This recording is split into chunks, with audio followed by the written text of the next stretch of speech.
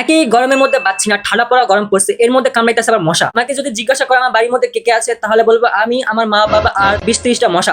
মশার সাথে আমি সংসার করছি। মশা আর রিলেটিভদের মধ্যে কি সম্পর্ক বলতো? এরা দুজনেই খুব ইরিটেটেড, এদের দুজনের গায়ে রক্ত আছে, এরা রক্ত চুষে খায়, পাত্তা না দেওয়া মানুষের মতো। না, বারবার তুমি থাবড়াবা, বারবার উড়ে চলে আসবে, বারবার তুমি সরাবা, বারবার চলে আসবে। অনেকটা ক্রাশের মতো, মানে ওই রাতে ঘুম উড়িয়ে দেওয়ার জন্য যথেষ্ট। আবার বিনামূল্য গান শোনায়, করে গান শোনায়। আমার মাঝে মাঝে মনে হয় এরা মশা নাকি প্রাইভেট কোম্পানির লোকজন। রক্ত চুষে খাওয়াই হচ্ছে এদের প্রধান কাজ।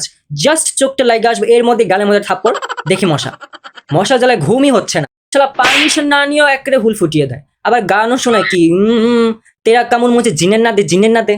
যেগুলা বেশি কামড়া বা বেশি বাস দেয় না, সেগুলো মনে করবা যে এগুলা হচ্ছে মহিলা মশা, এদের বয়ফ্রেন্ড নাই তাই তোমাকে এসছে বয়ফ্রেন্ড পাতা। পুরুষ মশার আওয়াজ কম, মানুষ হোক বা মশা, মহিলারা সব জায়গায় ফার্স্ট, মহিলারা সব জায়গায় আগে। এদের হাতে তো ঘড়ি নাই, এদের বুঝি না এরা বুঝে কিভাবে সন্ধ্যা হলে এদের কামড় শুরু হয়, রাত হলে এদের অ্যাটাক শুরু হয়, মানে এরা সময় কিভাবে দেখে? ঠিক ওই সেম টাইমেই চলে আসবে। তা আমাদের নাকি মশার বোঝা খুবই মুশকিল, মানে ওদেরই রাজত্ব চলতেছে, আমাকে থাকতে দিছে এই অনেক। মশাদের বিষয় একটু ভাবো, রক্ত খেতে বেরোইছে, গালে একটা বসলো, রক্ত খেতে থাপ্পড় মেরে ফেললে।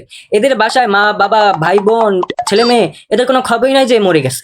এরকম হয় যে একজন রক্ত খেয়ে উড়ে গেল, একজন এসে বসলো, তাকে থাপ্পড় দিয়ে মেরে ফেলা হলো।